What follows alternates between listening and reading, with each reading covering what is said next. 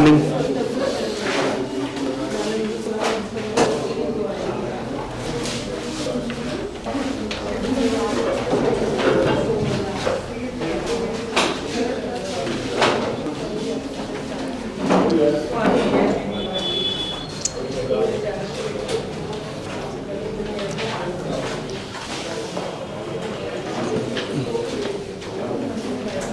शुरू किया जाए। चलिए शांत हो जाए सभी लोग।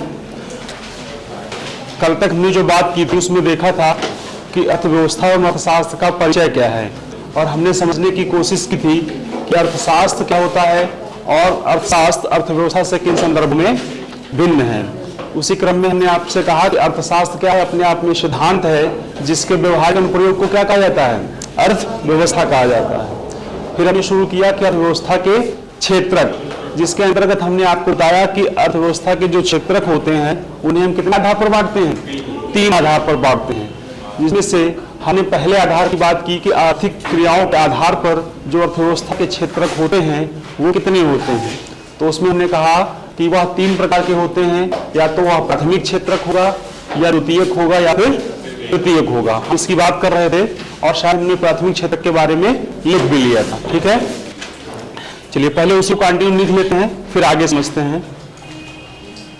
अगला डालिए द्वितीयक। अच्छा, इसमें पहले जैसे जो प्राथमिक क्षेत्र लिखा है, चूंकि इसमें अधिकांश भाग सबसे बड़ा हिस्सा का है कृषि का है, कृषि का। इसी में एक लाइन जोड़ दीजिए, इसी वाले में लिखिए कि इसीलिए इसे कृषि क्षेत्र के नाम से भी जाना जाता है। हाँ, इसलिए इसे कृषि क्षेत्र के नाम से भी जाना जाता है, या इसलिए काट दीजिए, खाली लिख दीजिए कि इसे कृषि क्षेत्र के नाम से भी जाना जाता है, प्राथमिक क्षेत्र को।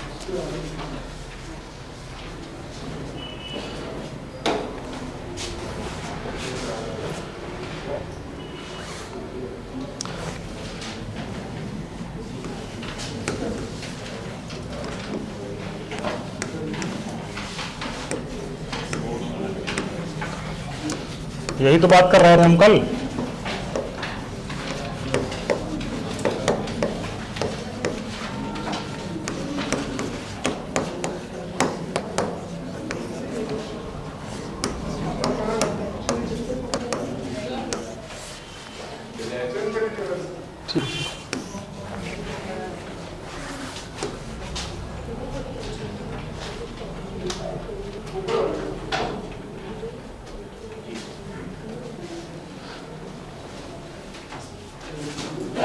क्षेत्रकों में कल हम यही तो बात कर रहे थे। अर्थव्यवस्था के क्षेत्र हमने कहा आर्थिक क्रिया के आधार पर 3 कौन कौन, प्राथमिक,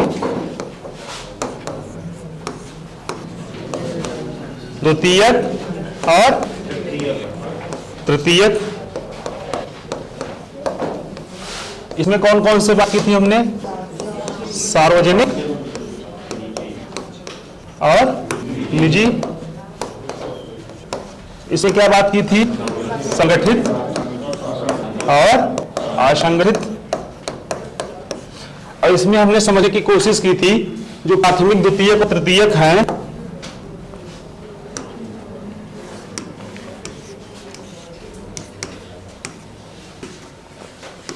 प्राथमिक हमने आपको क्या बताया था, प्राथमिक का मतलब क्या होता है, जिसका प्रत्यक्ष संबंध किससे हो, कृषि से या प्रकृति से। किससे हो, प्रकृति से हो, यानी चाहे खेती करनी हो, यानी कृषि करनी हो, चाहे पशुपालन करना हो, चाहे मधुमक्खी पालन करना हो, चाहे मत्स्य पालन करना हो, सब किसमें आएगा, प्राथमिक क्षेत्र में। खनन और उत्खनन भी किसमें आएगा, क्योंकि खनन करके आप जिस अयस्क को बाहर निकालेंगे, जिस कोयले को आप बाहर निकालेंगे, जिस कच्चा तेल को बाहर निकालेंगे, उसका निर्माण कैसे हुआ है, प्रकृति से हुआ है, नेचर के साथ हुआ है, समय के साथ साथ। तो उस सबका संबंध किससे हो जाएगा, प्राथमिक क्षेत्रक से। हमने कहा प्राथमिक क्षेत्रक में जो उत्पाद प्राप्त हुआ उस उत्पाद को इस द्वितीयक क्षेत्र में ले जाया जाता है और इसका क्या करते हैं, मैन्युफैक्चरिंग करते हैं, प्रसंस्करण करते हैं, ताकि क्या किया जा सके, उसकी उपयोगिता को बढ़ाया जा सके।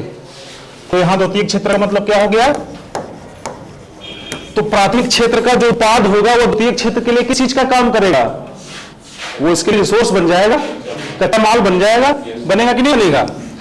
अब ये यहां से यहां तक जाएगा कैसे? परिवहन के द्वारा। तो तृतीय क्षेत्र में क्या जाएगा? परिवहन के द्वारा जाएगा। और मान लो यहां कुछ बना द्वितीय क्षेत्र में, तो वह द्वितीय क्षेत्र से रिटेलर के पास, होलसेलर के पास कैसे आएगा? वो भी किसी न किसी साधन से जाएगा। तो वो भी क्या हो जाएगा? यानी कि तृतीय क्षेत्र है वो इन दोनों के बीच क्या कर रहा है? समन्वय बन रहा है, सहयोग कर रहा है। इसलिए ये दोनों के लिए काहे की भूमिका अदा करता है? सहयोगी की। काहे की भूमिका? यानी जितना इसका विकास होगा उतना ही इन दोनों का विकास होगा। भाई अगर सेवा क्षेत्र बढ़िया ना हो तो यहां से यहां के जाने में दिक्कत होगी नहीं होगी? होगी नहीं होगी? यानी कि इनकी एक दूसरे पर आत्मनिर्भरता है कि नहीं है? है। तो प्राथमिक क्षेत्र का मतलब क्या हो गया? कि वह क्षेत्र जिससे संबंधित, यानी कि जिसका जो संबंध है उत्पादन प्रणाली का, वो प्रत्यक्ष रूप से किससे है? प्रकृति से है। वहां से जो भी उत्पादित हुआ, मान लो गेहूं बना, अब गेहूं बनने के बाद आटा बनेगा कहां? चक्की पर बनेगा, मशीनरी में बनेगा। तो वहां जहां आटा बनेगा वो किस क्षेत्र में आ जाएगा? और वह जो आटा बन गया वह रिटेल की दुकान, होलसेल की दुकान पर जाएगा कि नहीं जाएगा? तो वो लोग वहां बैठकर बेचेंगे, उससे भी नहीं बेचेंगे, ट्रेड करेंगे, व्यापार करेंगे। तो व्यापार किस में आ जाएगा? सेवा क्षेत्र में आ जाएगा। आप मोबाइल से किसी से बात करते हैं तो किस में आता है? आप डॉक्टर के पास जाते हैं, डॉक्टर आपकी चिकित्सा करता है, वो दवाई का निर्माण करता है क्या? दवाई बनाता है? वो तो क्या करता है? आपको दवाई लिखता है या बता दी आपको ये सब दिखा रही, वो तो सेवा ही दे रहा है ना। मैं यहाँ खड़े होकर क्या कर रहा हूँ? मैं आपको अर्थव्यवस्था शिक्षा रूपी सेवा उत्पादन ही तो कर रहा हूँ। मैं जो अर्थव्यवस्था आपको पढ़ा रहा हूँ वो दिख रही है क्या? हमने बताया था ना कि उत्पाद दो तरीके का हो सकता है, या तो दृश्य होगा या अदृश्य होगा। तो हम जिस उत्पाद को उत्पादित कर रहे हैं वो दृश्य है या अदृश्य? अदृश्य। लेकिन उसका क्या होना चाहिए? बाजार मूल्य होना चाहिए। अगर बाजार मूल्य नहीं है तो अर्थशास्त्र के अंतर्गत सेवा तो होगी, लेकिन अर्थशास्त्र का विषय नहीं होगा। अर्थशास्त्र का विषय रही होगा जिसका ना कोई बाजार मूल्य होता है। ठीक ना? कल इतनी बात की थी हमने। इसी को तेजी से एक एक चीज को लिख लेते हैं। लिखिए द्वितीय, खाली डालिए द्वितीय क्षेत्र।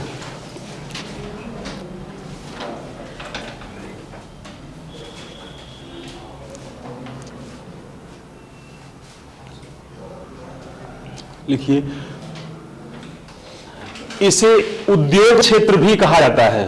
पहले वाले को कृषि क्षेत्र और इसे उद्योग क्षेत्र। इसे उद्योग क्षेत्र भी कहा जाता है।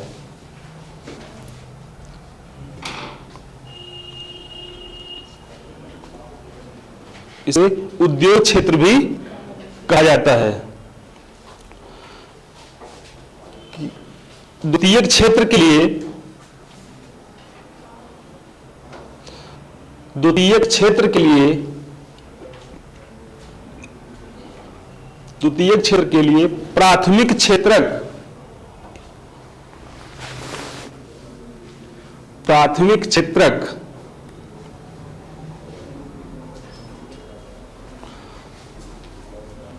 संसाधन के रूप में प्रयुक्त होता है।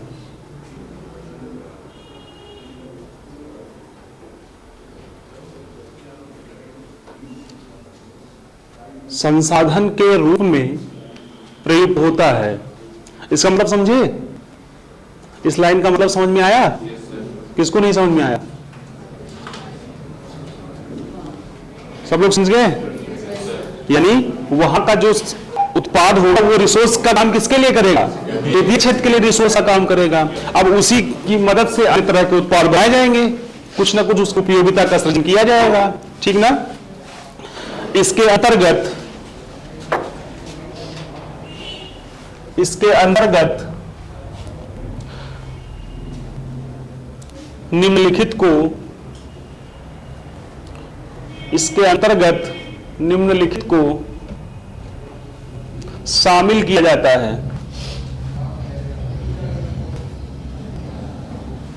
इसके अंतर्गत निम्नलिखित को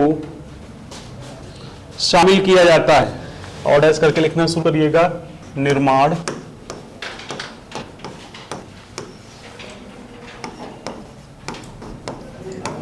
विनिर्माण,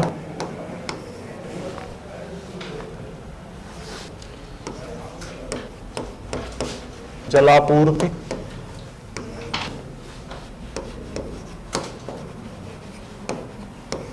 विद्युत आपूर्ति,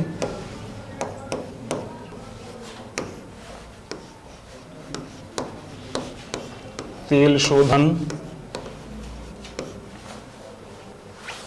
प्रसंस्करण, हालांकि विनिर्माण भी किया जाता है, प्रसंस्करण कभी अलग से दे दे,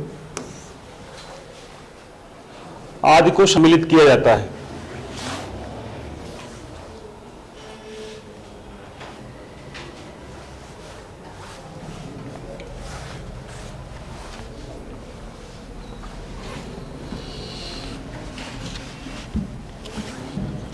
तेल शोधन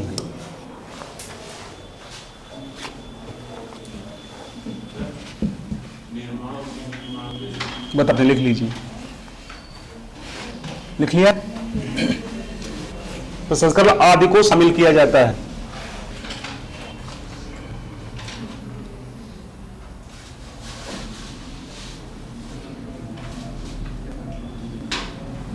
हो गया। निर्माण का मतलब होता है कंस्ट्रक्शन, और विनिर्माण का मतलब होता है मैन्युफैक्चरिंग।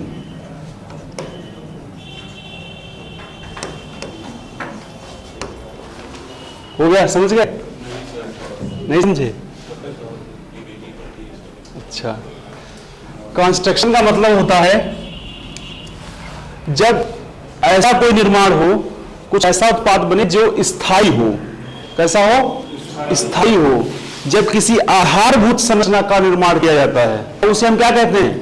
निर्माण। जैसे भवन बन जाए, कोई बिल्डिंग बन जाए, किसी सड़क का निर्माण हो, कोई पुल बने, तो स्थायी होगा कि नहीं होगा? तो वह परिसंपत्ति का काम करेगा कि नहीं करेगा? तो अगर परिसंपत्ति का निर्माण हो रहा है तब से क्या कहेंगे? निर्माण कहेंगे। कंस्ट्रक्शन सुनते, जब बिल्डिंग बनती, कंस्ट्रक्शन वर्क चला है, बोलते कि नहीं बोलते हैं? तो जब स्थायी परिसंपत्ति का निर्माण होगा तब क्या बोलेंगे? कंस्ट्रक्शन बोलेंगे। किसी फैक्ट्री में कोई वस्तु नहीं है तब उसको क्या बोलेंगे? मैन्युफैक्चरिंग। कच्चे माल की मदद से अगर फैक्ट्री में कोई उत्पाद बन रहा है, बिस्किट बन रहा है, आपका बैग बन रहा है, ये चेयर, ये मेज कुर्सी बन रहा है, सब ये कैमरा बना, तब क्या कहेंगे? क्या हो रहा है? जब ऐसा कोई उत्पाद बने तो कैसा हो?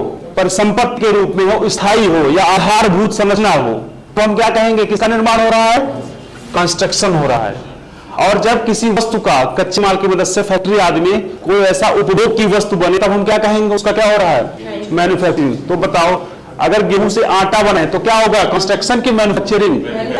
मैन्युफैक्चरिंग। मान लो कि आटे से या बेसन से ब्रेड पकौड़ा बनेगा, मैन्युफैक्चरिंग की कंस्ट्रक्शन। और किसी सड़क का निर्माण, पुल का निर्माण, समझिए कंस्ट्रक्शन और मैन्युफैक्चरिंग क्या होता है? निर्माण क्या होता है? हाँ, क्या होता है ना? तो अगर किसी कंपनी में कोई आधारभूत है, कोई उपभोग की वस्तु बनी है तो उसे क्या करेंगे? मैन्युफैक्चरिंग कहेंगे। और अगर कोई आधारभूत संरचना का, कोई स्थायी परिसंपत्ति का निर्माण हो रहा है तो हम क्या कहेंगे? क्या हो रहा है? कंस्ट्रक्शन हो रहा है। ठीक ना? बोलते नहीं कंस्ट्रक्शन साइट पे जा रहे हैं जब आधारभूत संरचना का निर्माण होता है। ठीक है, क्या चीज? प्रसंस्करण, ये वही है, एक ही चीज है। कभी कभी इसको अलग से डाल देता है, इसलिए मैंने आपकी जानकारी दिया। प्रसंस्करण का मतलब क्या होता है? खाद्य प्रसंस्करण क्या? जैसे मतलब आलू बना, अब आलू से आप क्या करिए? कोई फैक्ट्री खेत के आसपास लगाइए फैक्ट्री, और कोई चिप्स बनाइए, और चिप्स बना करके पैकेट में बंद करके बेचना शुरू कर दीजिए। तो उस आलू कितने में? 2 रुपए में जाता, 5 रुपए में जाता।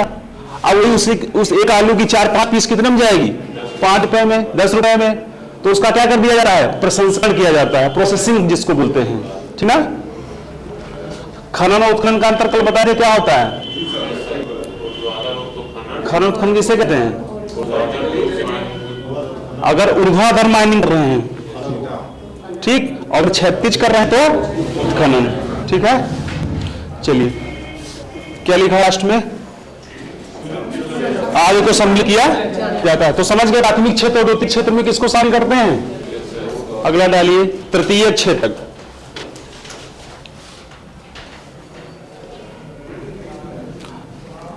अब चूंकि इसमें अधिक से सेवाएं शामिल की जाती हैं, इसको क्या बोलते हैं? सेवा क्षेत्र। तो लिखिए, इसे सेवा क्षेत्र भी कहा जाता है।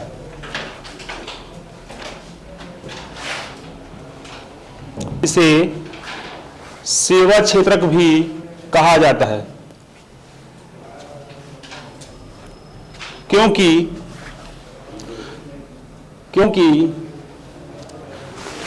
इस क्षेत्रक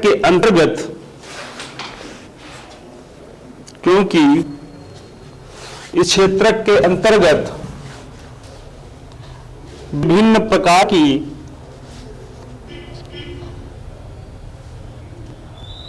प्रकार की सेवाएं उत्पादित की जाती हैं,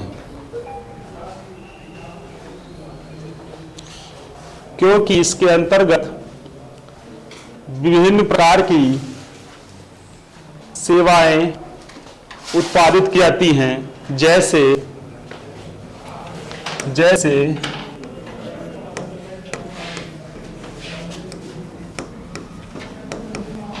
बैंकिंग की सेवा,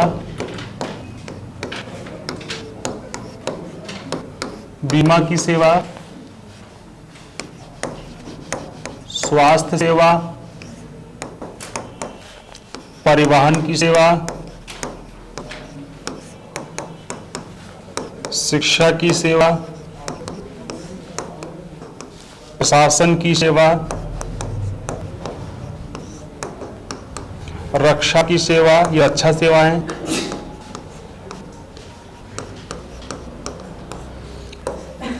इत्यादि।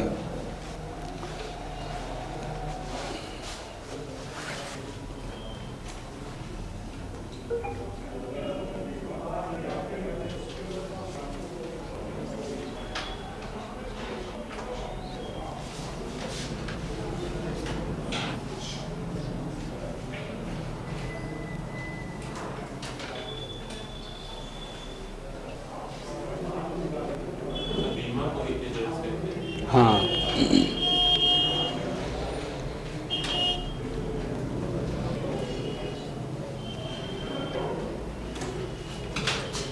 होटल या रेस्टोरेंट की भी तो सेवा हो जाएगी, और जितनी सेवा आपको याद आ जाए सब किस में आ जाएंगी? तृतीय क्षेत्र में।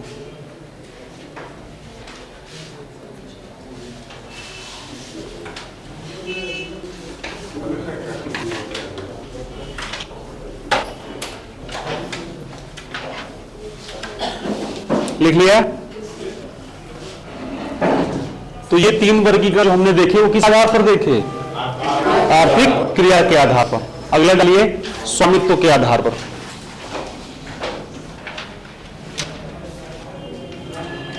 स्वामित्व के आधार पर, अगर स्वामित्व के आधार पर पूरी अर्थव्यवस्था को बांटा जाए तो कितने प्रकार के क्षेत्र हो सकते हैं?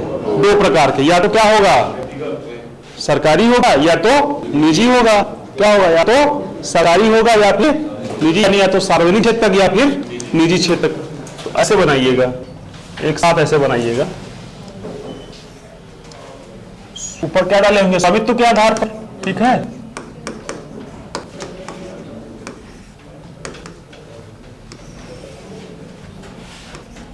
एक तरफ डाल दीजिएगा सार्वजनिक क्षेत्र,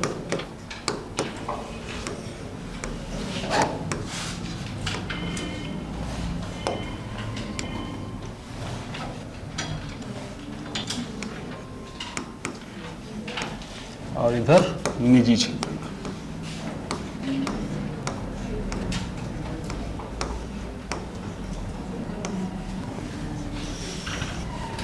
और एक एक लाइन लिख दीजिए दोनों का अंतर समझने के लिए। ठीक है, देखिए, अगर कोई ऐसा उद्यम है जिसमें आधे से अधिक पूंजी, यानी कि 50% से अधिक पूंजी किसकी लगी हो? सरकार की लगी हो। किसकी लगी हो? सरकार की लगी हो, तो उसे हम क्या कहेंगे? सार्वजनिक क्षेत्र का उद्यम कहेंगे। ठीक ना? और वह चित्र क्या कहलाएगा? सार्वजनिक क्षेत्र कहलाएगा। अगर कोई ऐसा क्षेत्र है जिसमें 50% से अधिक पूंजी किसकी लगी हो?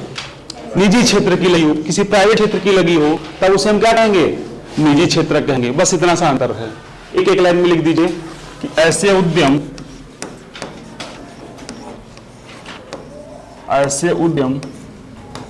जिनमें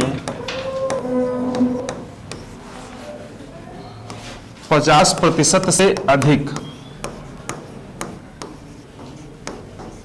अधिक। ऐसे उद्यम जिनमें 50% से अधिक हिस्सेदारी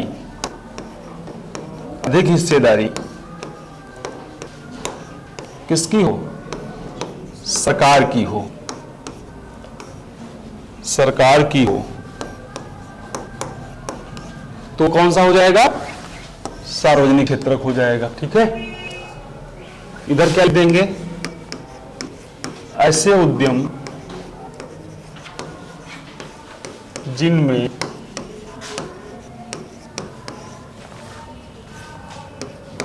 50% से अधिक, चाहे 51% या 51 से लेकर पूरे 100% तक, 50% से अधिक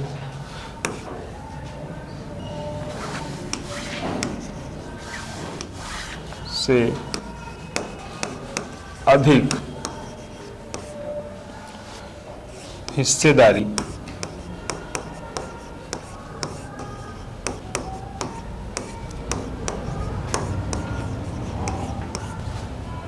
निजी क्षेत्र की, किसी उद्योगपति की, निजी क्षेत्र की हो,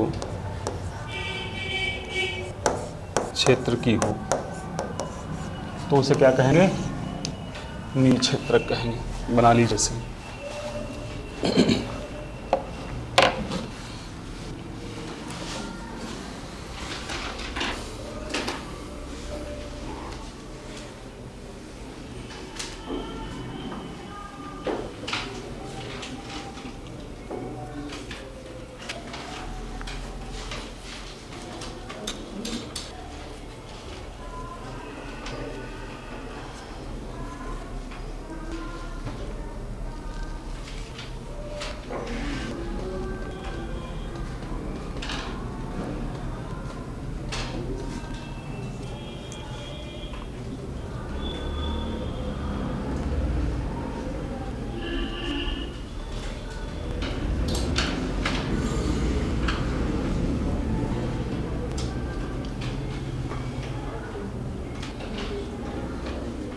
लिख लिया।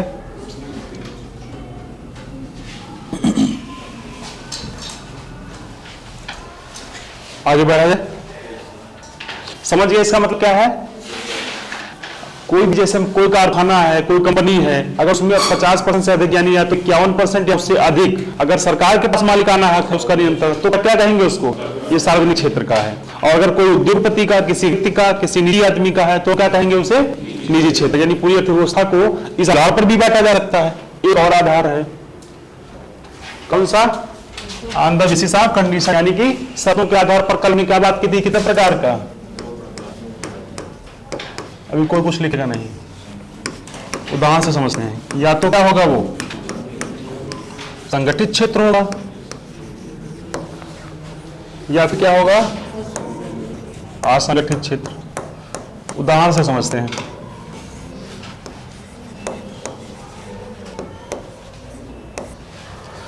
मान लो आप जब बाहर निकलते होंगे, बहुत सारे ठेला वाले देखते होंगे ना कि ठेला लगा के अपना कुछ ना कुछ सामान बेच रहे हैं, ठीक ना? या आप जब किसी कपड़े, मान लो छोटी मोटी कपड़े की दुकान पर आप जाते हैं, तो वहां देखते हैं ना कि एक माली बैठा होगा, एक कर्मचारी होगा, वो आपको उठा उठा के कपड़े दिखा रहा होगा, ठीक ना? एक स्थिति हो गई। एक व्यक्ति है, सुबह मान लो सरकारी टीचर है प्राथमिक विद्यालय का, आराम से सुबह गए, 2-4 घंटा कुर्सी तोड़ी, व्हाट्सएप फेसबुक जितना अपडेट करना था सारा कुछ क्या कर लिया? अपडेट कर लिया, और उसके बाद टहल टूल के आ गए घर। अब इन दोनों की प्रकृति से क्या पता चल रहा है? अगर दोनों की प्रकृति की तुलना करें तो एक में हम ये कह सकते हैं कि एक व्यक्ति है जिसके लिए काम के घंटे की अगर हम बात करें तो क्या है? निर्धारित है कि मास्टर साहब 8 बजे गए, 12 बजे आए, डेली रूटीन। वो अलग बात है कि गए नहीं, आए नहीं, वो अलग शेड्यूल चलता है, वो सेटिंग रहती है, साइन पहले से करे रखे हैं, चल रहा है सब कुछ। मैं कई लोगों को जानता हूँ, कई लोग जानने वाले हैं मेरे घर में, हाँ हमारे घर में भी हैं और आसपास भी हैं, तो चल रहा है। पहले फोन आ जाता है कि आज जांच होगी, आज जरूर आ जाना, ठीक है। कई बार तो मैं स्कूल खोलने गया हूँ, बैठ के बच्चों को पढ़ाया, बाद में पता चला कि कोई आ रहा है, अच्छा ठीक है, तो ये भी चलता है, वो अलग चीज है। लेकिन कम से कम वो बना हुआ है सिस्टम कि काम करने के घंटे भी क्या है? निर्धारित। लेकिन जो ठेला रूढ़ी लगाता है वो कभी हो सकता है सुबह लगाए, कभी दोपहर में लगाए, या कभी शाम को भी लगा सकता है। अब एक कर्मचारी मान लो कपड़े की दुकान पे काम करता है, तो हो सकता है कि जो अगर दुकान बहुत अच्छी चलती होगी, शहर में होगी, तो हो सकता है रात में 10, 11, 12 बजे तक खोली जाए, है ना। लेकिन मान लो वही किसी एक छोटे कस्बे में हो तो 7, 8 बजे बंद हो जाएगी नॉर्मल तरीके से। यानी उस जो वो प्रकृति है वहां काम करने के घंटे निर्धारित नहीं है। मास्टर साहब जो नियमित वेतन पा रहे हैं, सरकारी नौकर हैं, अगर उनको कुछ हो जाता है खुदा न खास्ता, तो उनको क्या मिलता है? उनका बीमा भी होता है, उनका पीएफ भी ऑलरेडी कट ही रहा होता है। और अगर मतलब टांग वांग टूट गई, वेतन तो भी आ रहा है ना, आएगा कि नहीं आएगा? सामाजिक सुरक्षा उनको मिली है कि नहीं मिली है? यानी हम दो प्रक्रिया देख रहे हैं पूरे नेचर में, चाहे वो कोई निजी क्षेत्र का काम कर रहा हो, या हो सकता है कोई अगर आप किसी बड़ी फैक्ट्री में काम कर रहे हैं और वहां ठीक ठाक पल पे हैं, तो वहां भी आप 10 बजे जाएंगे, 6 बजे आएंगे, और कई सारी सुविधाएं भी आपको, गाड़ी भी मिलेगी, हो सकता है आपका बीमा पीएफ वगैरह भी कटेगा, आपका कई सारी चीजें हो रही होंगी। तो संगठित क्षेत्र और संगठित क्षेत्र का सीधा मतलब यह है कि संगठित क्षेत्र वह क्षेत्र होता है जिसमें कम से कम, इसके अलावा और जैसे सरकार ने कुछ नियम बनाया कि कारखाना अधिनियम का पालन करो, कि कारखाने में 14 वर्ष से कम के बच्चों को आप नहीं लगाओगे, 8 घंटे से ज्यादा आप किसी से काम नहीं कराओगे, लेकिन वहां पर जो मानवीय दशाएं होंगी उनका भी क्या करोगे? पालन करोगे। थोड़ा हट के बात करते हैं अपनी। संविधान का कितने लोग क्वालिटी पढ़ चुके हैं? अनुच्छेद 41 बताइए क्या कहता है, फिर तो आपको संगठित असंगठित समझ में आएगा। बताइए अनुच्छेद 41 क्या कहता है? किसी को नहीं पता?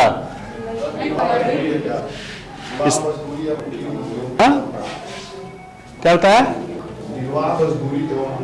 वो? 43 में है, वो 41 में क्या है?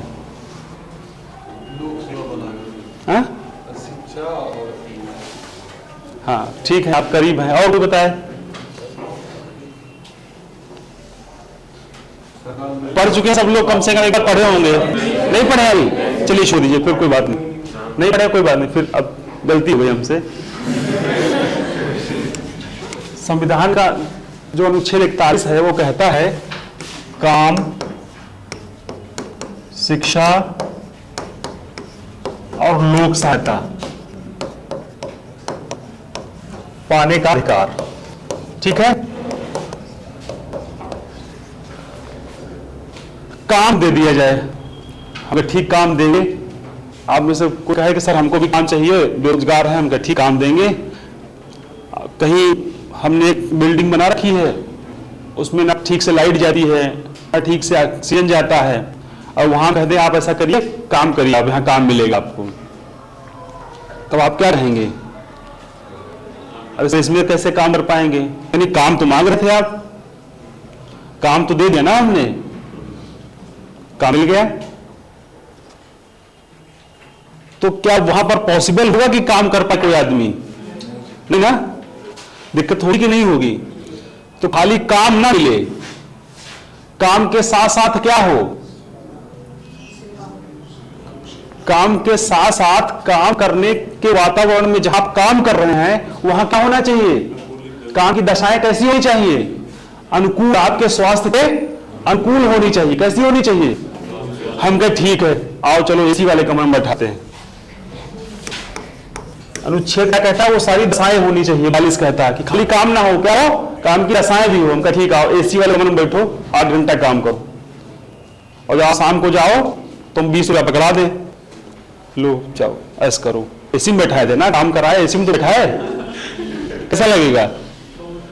सही नहीं लगेगा कुल मिला के।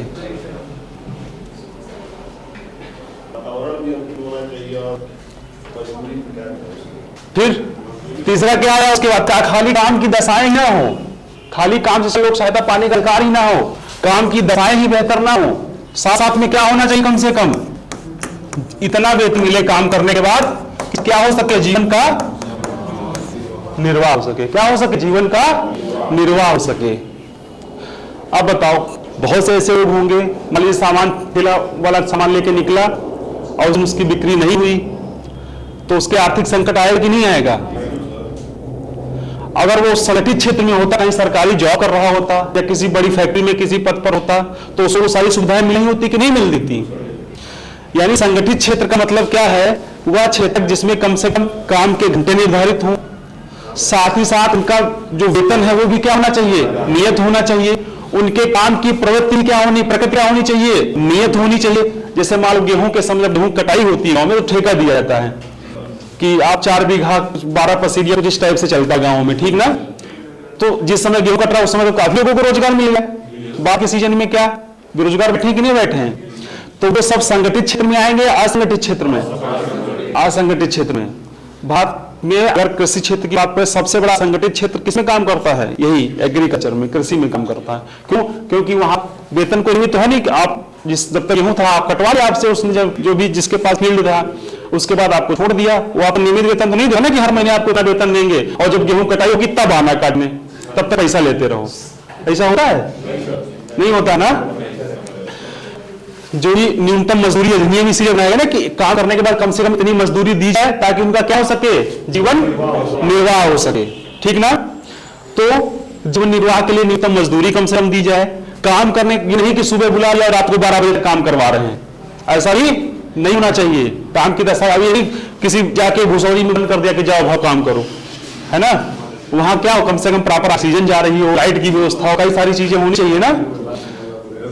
तो संगठित क्षेत्र और असंगठित क्षेत्र की अगर हम बात करें, तो अगर ऐसा कुछ क्षेत्र है जहां काम के घंटे निर्धारित हैं, साथ ही साथ मजदूरी उनको दी जा रही है नियमित रूप से, प्लस उनको सामाजिक सुरक्षा भी प्रदान की गई है। जैसे पीएफ कट रहा हो उनका कि भविष्य के लिए आय कि उनको उनका इकट्ठा हो रहा है, पीएफ रहा हो, बीमा हो, पेंशन हो, इस तरह की सुविधाएं भी मिल रही हो। साथ ही साथ सरकार ने जो कानून बनाए हैं कि न्यूनतम मजदूरी अधिनियम इतना होना चाहिए, कारखाना अधिनियम है तो इसका पालन करा जाए उस संस्था के द्वारा, उस संगठन के द्वारा जो उसमें काम कर रहा है।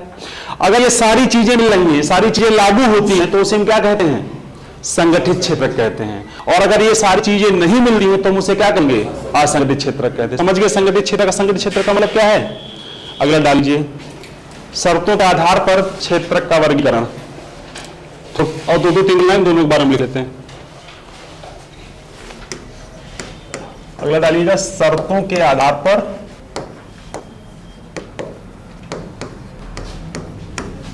क्षेत्रकों का वर्गीकरण,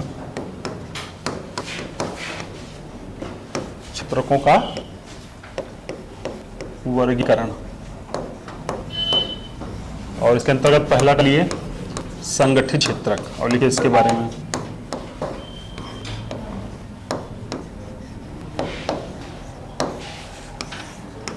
संगठित क्षेत्र, हाँ हरियाल के इसके बारे में लिख दे 2-4 लाइनें, जो भी अभी बताया हूं वो लिख लीजिए ताकि दोबारा याद रहे।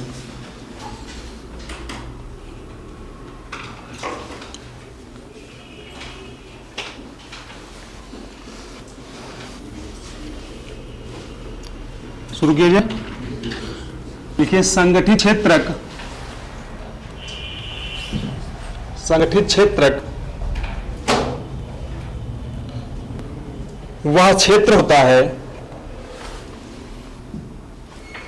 संगठित क्षेत्रक वह क्षेत्र होता है जहां सरकार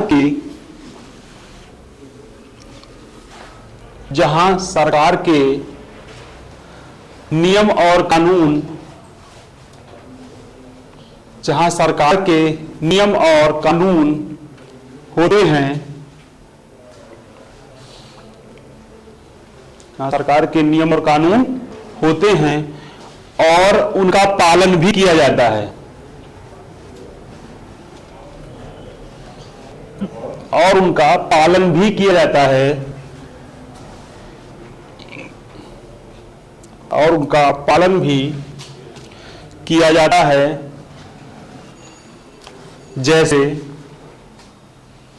जैसे जीएसटी में पंजीकरण, जैसे उसी कंटिन्यू करते रहिए, जैसे जीएसटी में पंजीकरण, कामा कारखाना अधिनियम का पालन, जीएसटी में पंजीकरण, कामा कारखाना अधिनियम का पालन, कामा न्यूनतम मजदूरी अधिनियम का पालन, न्यूनतम मजदूरी अधिनियम का पालन कामा न्यूनतम मजदूरी अधिनियम का पालन आदि।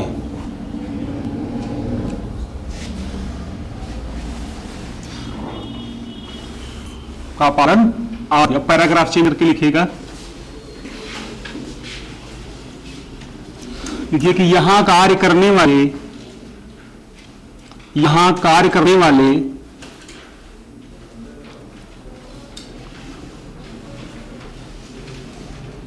व्यक्तियों के पर्सन कार्य करने वाले व्यक्तियों के घंटे निर्धारित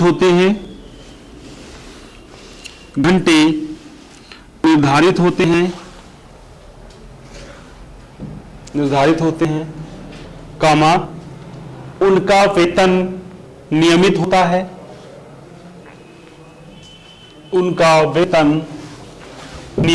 है।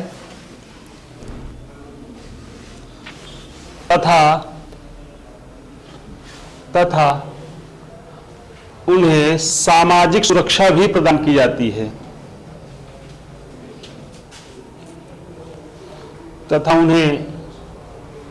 सामाजिक सुरक्षा भी प्रदान की जाती है।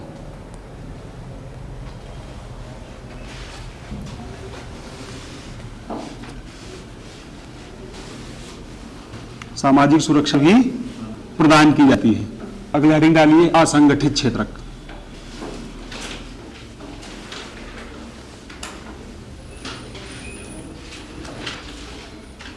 असंगठित क्षेत्र।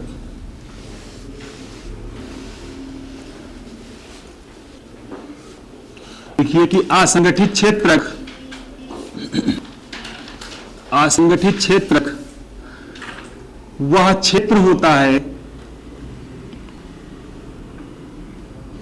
असंगठित क्षेत्र वह क्षेत्र होता है जो सरकार के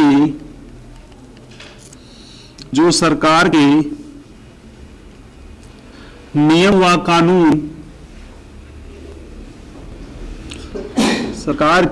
व कानून के अंतर्गत तो होता है। सरकार के नियम व कानून के अंतर्गत तो होता है, किंतु उनका पालन नहीं करता।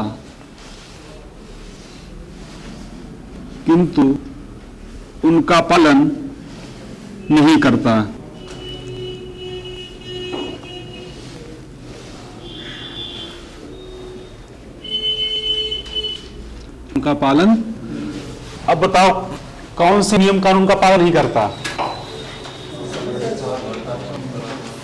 कौन से नियम कानून का? जैसे ये नियम कानून, जैसे जीएसटी में पंजीकरण ऊपर में लिखवाया है ना, कारखाना अधिनियम, न्यूनतम मजदूरी अधिनियम, ठीक ना, इनका पालन नहीं करता है। तो इसको रिपीट नहीं करते हैं, इसमें कंटिन्यू श्रमिक के बारे में लिख देते हैं कि उसके साथ क्या होता है। क्या लिखा है लास्ट में? पालन नहीं करता। यहां कार्य करने वाले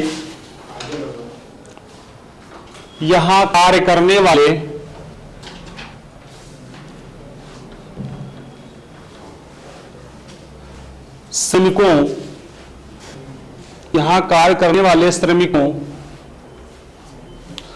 वहां भी श्रमिकों या व्यक्तियों, यहां भी व्यक्तियों या श्रमिकों एक ही चीज है, ठीक ना, कंफ्यूज मत होइएगा। कार्य करने वाले श्रमिकों के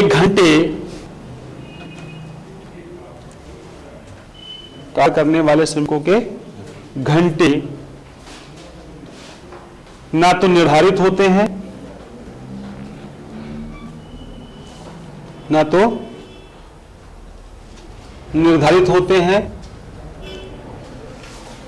और ना ही उन्हें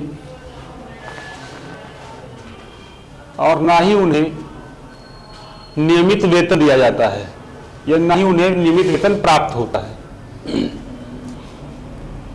ना ही उन्हें नियमित वेतन प्राप्त होता है।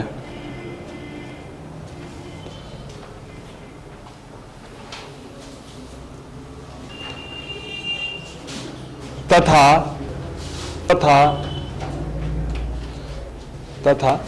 इन्हें सामाजिक सुरक्षा भी तथा इन्हें सामाजिक सुरक्षा भी प्राप्त नहीं होती है।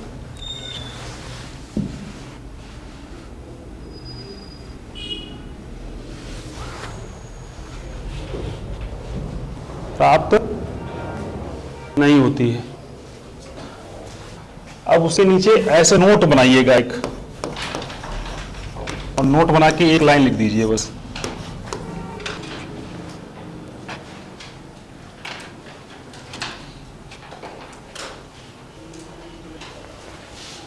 लिख दीजिए कि बीमा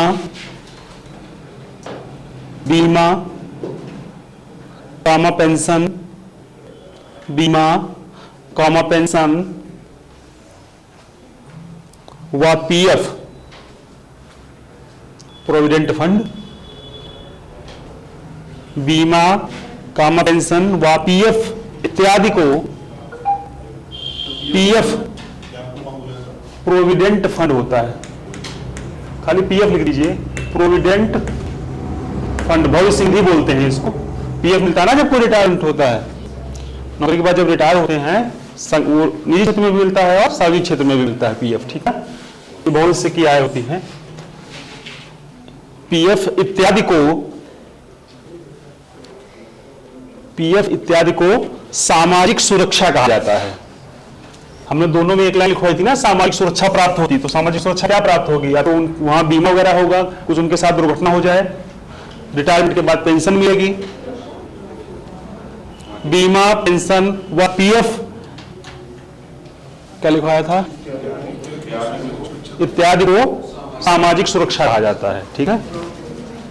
इत्यादि को सामाजिक सुरक्षा कहा जाता है।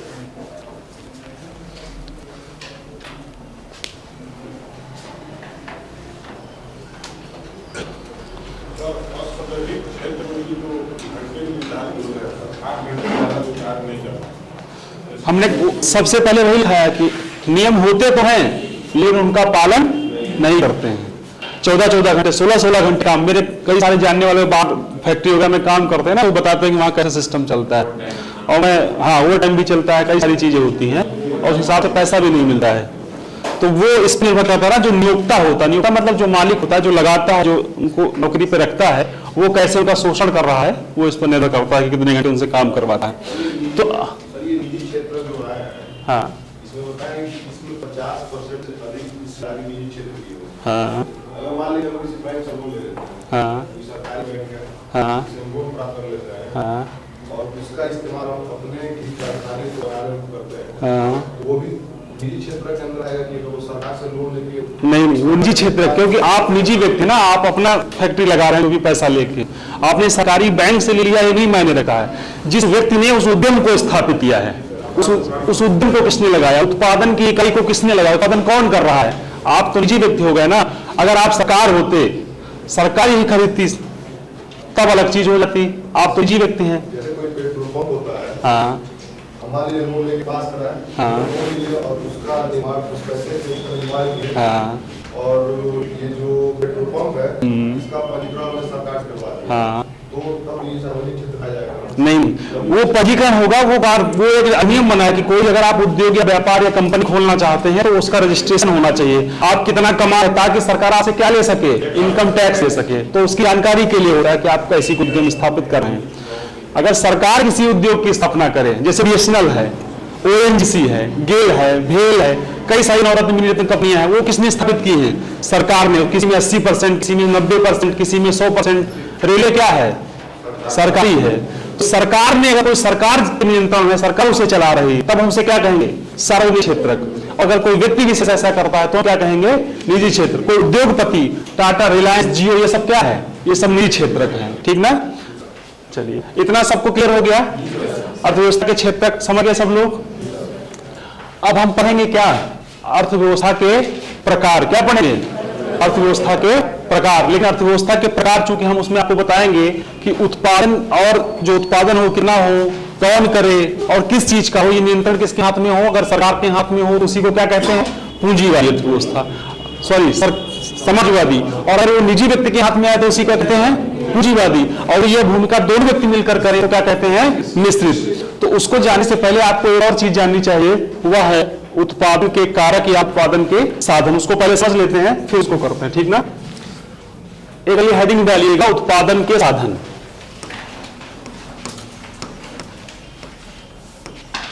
उत्पादन के साधन।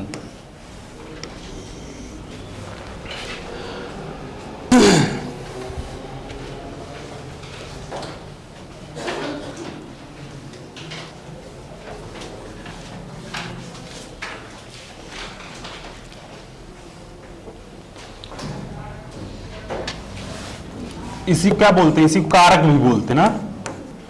फैक्टर्स, चाहे साधन बोलिए चाहे कारक, उत्पादन के कारक या उत्पादन के साधन एक ही चीज है, ठीक ना। इसमें पहले एक लाइन लिख लीजिए, बताते हैं उत्पादन के साधन का मतलब क्या है वो बताते हैं, ठीक ना। एक लाइन में लिखिए।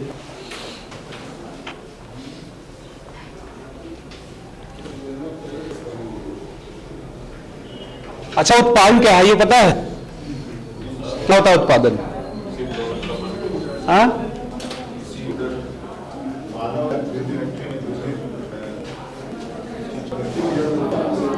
उत्पादन किसे कहते हैं? प्रकृति से प्राप्त किसी वस्तु का मानव या कृत्रिम विधियों के द्वारा उसी उपयोगिता को बढ़ा देना, उत्पाद, उसी को उत्पादन कहते थे। तो वो कुछ करने के लिए, वह उत्पादन जिसमें उत्पादन कह रहे हैं, वह उत्पादन कब होगा, उसके लिए कम से कम कितने साधनों की जरूरत होती है? 4 साधनों की जरूरत होती है। वही चीज लिखनी परिभाषा में, मैंने इसलिए पूछा क्योंकि उत्पादन क्या है, किसी चीज की उपयोगिता बढ़ाना, क्रिएशन ऑफ यूटिलिटी ही है। लेकिन वो कैसे होगी, किन साधनों के माध्यम? तो जिसके द्वारा होती है उसके लिए जिन साधनों की जरूरत पड़ती है, इन कारकों की जरूरत पड़ती है, उसको क्या कहते हैं? उत्पादन के साधन कहते हैं। लिखिए एक लाइन पहले, वस्तु एवं सेवा, वस्तु एवं सेवा के उत्पादन के लिए, वस्तु एवं सेवा के उत्पादन के लिए जिन कारकों ऑब्लिक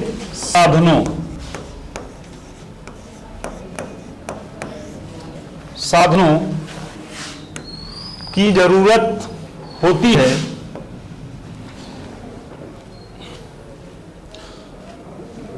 या साधनों की जरूरत होती है, उन्हें उत्पादन के साधन, उन्हें उत्पादन के साधन या कारक कहते हैं।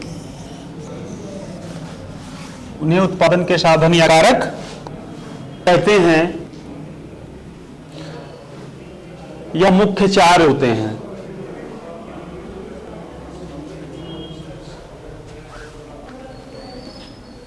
यह मुख्यतः 4 होते हैं,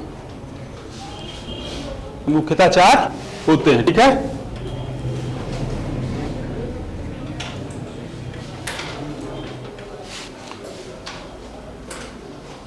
मुख्यतः 4 होते हैं। कौन कौन से 4 होते हैं?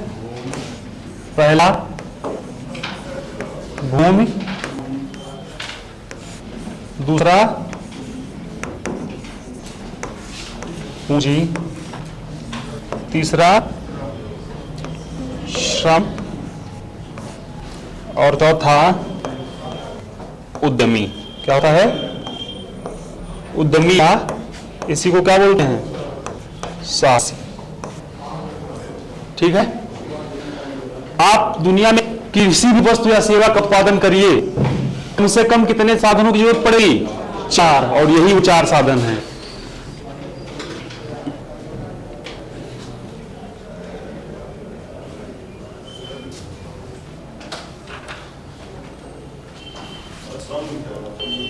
श्रम,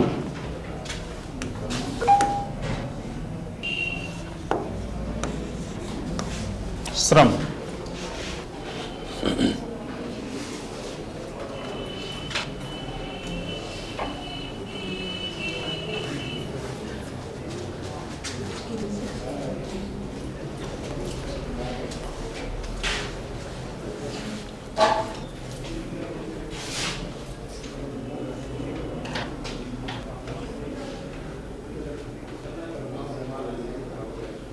लिख लिया?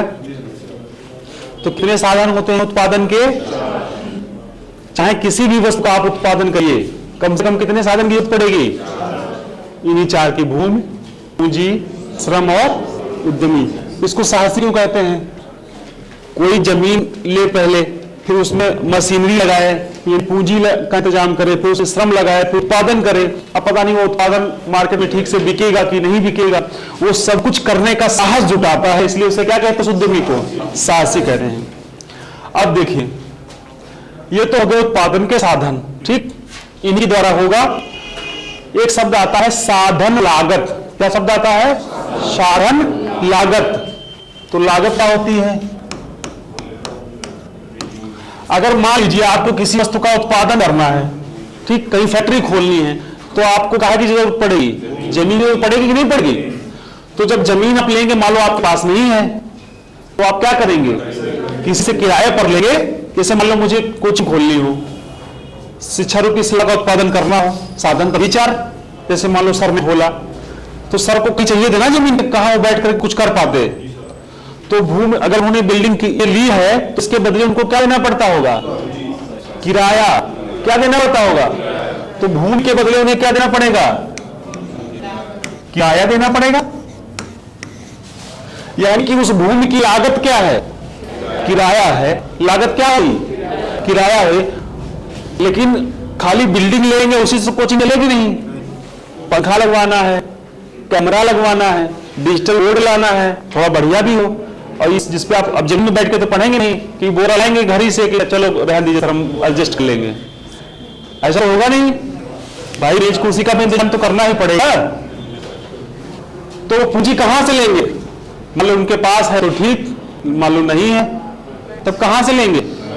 या तो किसी मित्र से लेंगे या बैंक से लेंगे। हो सकता है बैंक से ज्यादा ब्याज, मित्र बहुत बढ़िया कमाए का, चलो यार 2% पे ले जाओ तुम, ठीक ना? तो अगर उन्होंने पूंजी ली है, चाहे बैंक से या किसी से उधार, तो उसके बदले क्या चुकाना पड़ेगा? क्या चुकाना पड़ेगा? ब्याज, इंटरेस्ट देना पड़ेगा कि नहीं? और श्रम, मान लो हम जैसे लोगों को पकड़ के लाए, मजदूरी कराने, पढ़ाएगा कौन? तो हम श्रमिक हैं ना। अब नियमित अनियमित वो चीज हो सकती है। तो हमारा जैसा कोई श्रमिक आएगा तो उसको क्या देना पड़ेगा? जितनी मत करो, वेतन देना पड़ेगा, ठीक है? या हो सकता है मजदूरी भी। भाई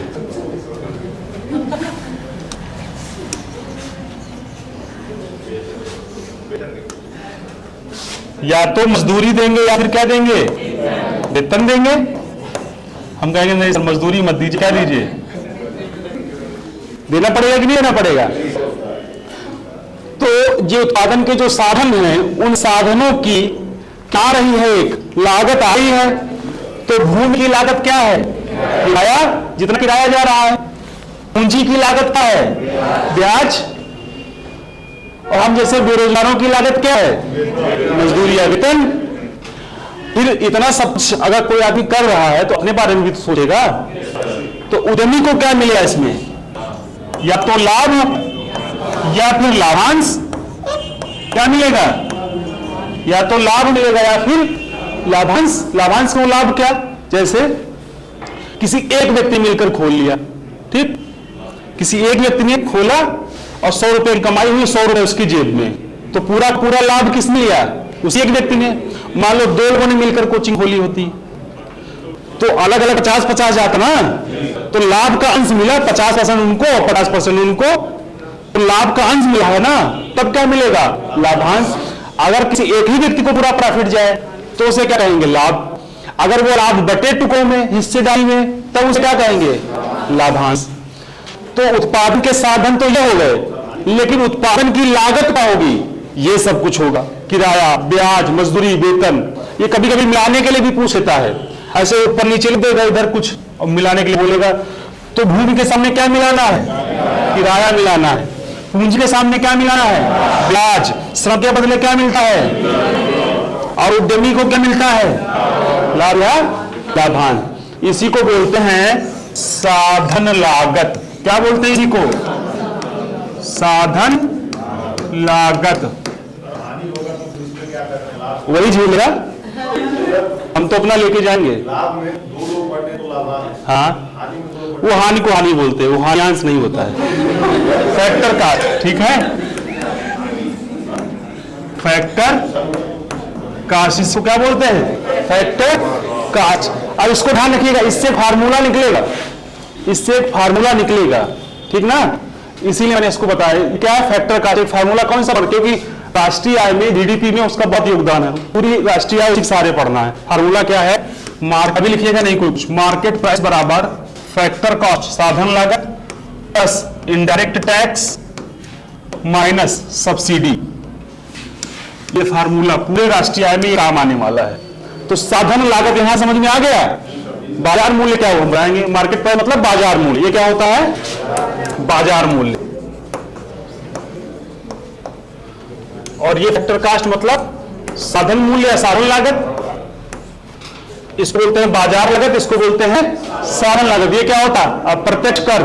और ये क्या है? सब्सिडी। ये क्या है? अगले चैप्टर में बात करेंगे। अभी केवल मैंने आपको फोकस इसलिए किया कि ये आगे कहां काम आने वाला है अगले चैप्टर में। तो अगर हम जब साधन की बात करेंगे, साधन लागत किसी चीज की क्या होती है, किसी वस्तु की, तो आप क्या कहेंगे कि वही जो किसी वस्तु को बनाने में जितना किराया लगा है, किसी वस्तु को बनाने में जितना ब्याज देना पड़ा है उस व्यक्ति को एक यूनिट बनाने में, और जितनी मजदूरी वेतन खर्च हुआ है, और प्लस उसने अपना जितना लाभांश कमाया है, उसी को टोटल मिलाकर क्या कहते हैं?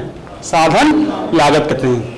तो आपने जो स्ट्रक्चर बनाया था ना स्टार्टिंग में, ये उसी के आगे एक लागत बना के ये चारों चीजें लिख दीजिए बस, बाकी कल बात करेंगे।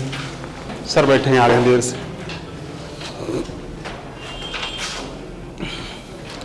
साधन लागत का मतलब समझ गए कि किसी वस्तु, साधन क्या कि किसी वस्तु को उत्पादन करने में जिन साधनों की जरूरत पड़े, भूमि, पूंजी, श्रम और उद्यमी, और उनकी लागत क्या, उसके बदले जो उसके द्वारा क्या किया गया हो, चुकाया गया हो, वो साधन लागत। ठीक ना? इसको लिख लीजिए, कल मिलते हैं। Okay, thank you.